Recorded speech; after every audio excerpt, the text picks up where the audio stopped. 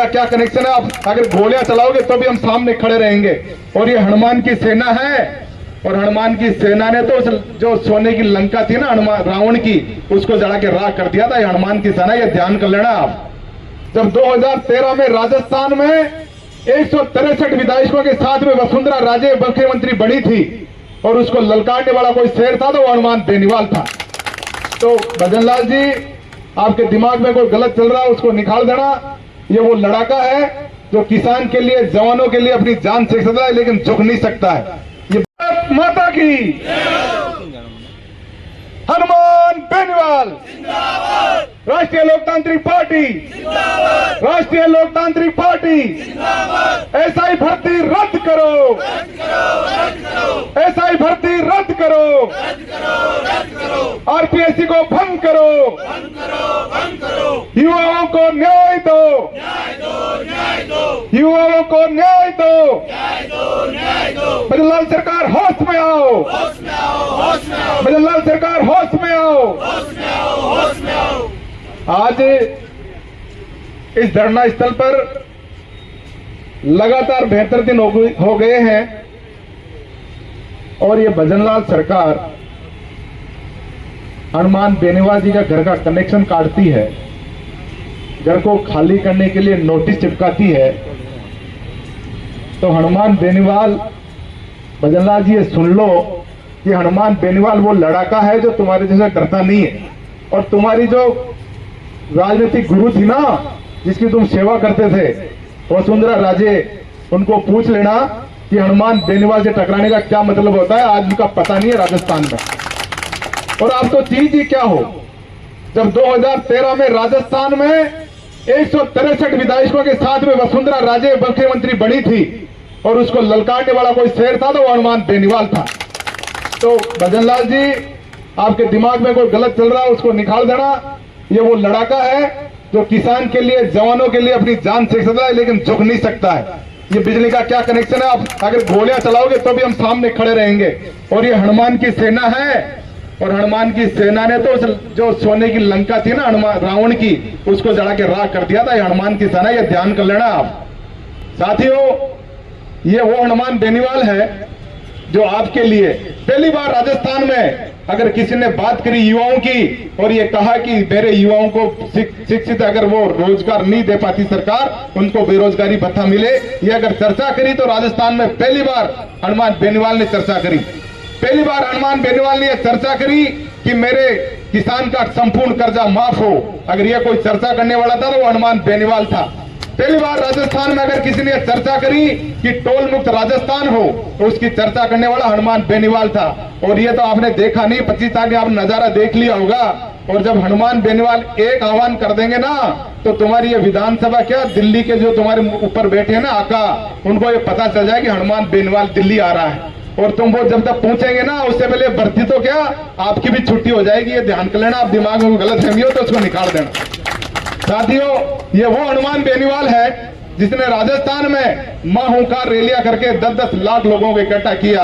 और उन्हीं की हुंकार की रैलियों का परिणाम हुआ कि राजस्थान के देखा देख अन्य प्रदेशों में बड़े बड़े किसानों के आंदोलन हुए। और वो वसुंधरा सरकार जो अपने आप को बहुत बड़ी महारानी समझती थी, उसको झुकना पड़ा और राजस्थान के किसानों का 50,000 तक का कर्जा माफ करना पड़ा। ये हनुमान बेनीवाल की महारैलियों का परिणाम था। साथियों, आपको यह भी पता होगा, हनुमान बेनीवाल जब हुंकार भरी तो वसुंधरा राजे को 5 हॉर्स पावर तक की बिजली कनेक्शन माफ करना पड़ा। यह हनुमान बेनीवाल की देन है। तो भजनलाल जी, आपका बस का रोग नहीं है। आपको हम जानते हैं, हम भी आपकी पार्टी में रहे हैं, आपकी क्या स्थिति रही है ऑफिस में हमें सब पता है। और ये तो कोई आपके बुजुर्गों ने कोई अच्छे कर्म किए होंगे, उनकी वजह से आपको ये ताज मिल गया। और अब आपको ऐसे कर्म करने चाहिए कि आने वाली आपकी पीढ़ी भी आपको दुआ दे कि अच्छा काम करो। इन युवाओं की बद्दुआ मत लो आप। ये युवा आप देख रहे हैं पीछे कितने 3 साल से लगातार संघर्ष कर रहे हैं। और राष्ट्रीय लोकतांत्रिक पार्टी का पूरा परिवार और राष्ट्रीय लोकतांत्रिक पार्टी के सुप्रीमो पूरे देश में ऐसा पहला सांसद है जो रोड के ऊपर लगातार पिछले 75 दिन से लगातार 3 दिन पहले हमने कॉन्फ्रेंस करी, उसके बाद में लगातार 72 दिन से यहाँ शहीद स्मारक के ऊपर बैठे हैं। और ये हनुमान बेनीवाल झुकने वाला नहीं है, ना डरने वाला है। तुम ये छोटी छोटी हरकतें कर रहे हो ना, इनसे कोई फर्क पड़ने वाला नहीं है। और आप में दम हो तो हनुमान बेनीवाल जब पर रहे और आप कनेक्शन काट के बता दो, हम जानते हैं कि आप वास्तव में मर्द हो। आप रात के अंधेरे में आए और कन्ने वो एक बेदखली का नोटिस चिपका के चले गए। आप दिन में आओ ना, आपको मकान खाली कराना है, क्या करना है, ये पहले हनुमान बेनीवाल तक पहुंचने से पहले तो हनुमान बेनीवाल की सेना से लड़ना पड़ेगा आपको। और आपकी जितनी मिलिट्री फोर्स लिया ना, और अभी आ जाना खाली करने के लिए, हम वहीं रहते हैं। और आप बता देना कि हम खाली हनुमान बेनीवाल का बंगला खाली करा रहे हैं। आपकी हिम्मत क्या है? आप क्या सोचते हो? आप जब बड़े बड़े जो कितने डिपार्टमेंट है उन्होंने लाख करोड़ों रुपए के बिजली बिल बकाया है, उनका कनेक्शन काटिए ना। आप हिम्मत से तो हिम्मत है नहीं आप में। आप ये चाहते हो कि हनुमान बेनीवाल को कमजोर करे। अरे बिजली कनेक्शन काट दो, क्या हो जाएगा? और आपको जोड़ना पड़ेगा ना, आप ही जोड़ के चले गए ना। अगर हिम्मत थी तो उसको कटा रहने देते, आपको पता चलता।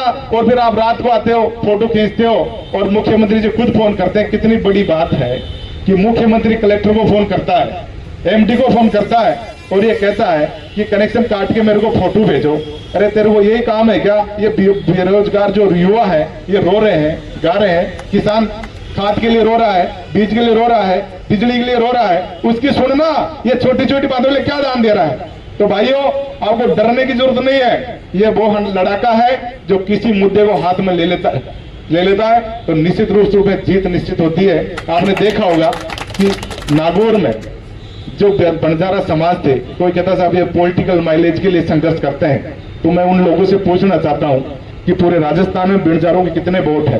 और संसदीय क्षेत्र जो नागौर है उसमें पहली बार अगर बंजारा जो बसे हुए थे, जो सरकारी भूमि है उसके ऊपर एसडीएम वहां जाता है, मकानों को तोड़ता है और एक व्यक्ति की हत्या हो जाती है। और हमारे 2 विधायकों पर 302 का मुकदमा दर्ज कराते हैं, उनसे भी डरता नहीं है। और हनुमान बेनीवाल वहां धरने पे बैठता है नागौर में, और जब बंजारा परिवार को न्याय नहीं मिलता जब तक संघर्ष करता है। और उसी की देन है उनके संघर्ष की। अब अगस्त में यह नियम और बन गया है कि कोई भी सरकारी भूमि के ऊपर कोई निवास करता है 15 साल से ज्यादा, तो जब तक सरकार उसकी अलग से व्यवस्था नहीं करेगी जब तक उसको बेदखल नहीं कर सकती है। यह हनुमान बेनीवाल के ही संघर्ष का परिणाम है। तो साथियों, आपको डरने की, घबराने की, थकने की जरूरत नहीं है। और हनुमान बेनीवाल तो वो लड़ाका है और उतने इतने जाने वाले हैं कि एक बार वो इशारा कर देंगे कि आप हमें दिल्ली कूच करना है तो पूरा राजस्थान उलट जाएगा। ये युवा सिर्फ आदेश के इंतजार बैठे हैं। और इस सरकार को, चाहे भजनलाल सरकार हो, चाहे मोदी जी की सरकार हो, निश्चित रूप से उनको झुकना पड़ेगा। और ऐसा भर्ती भी रद्द होगी और आपकी आरपीसी का पुनर्गठन भी होगा। जय हिंद, जय भारत, राम राम साहब।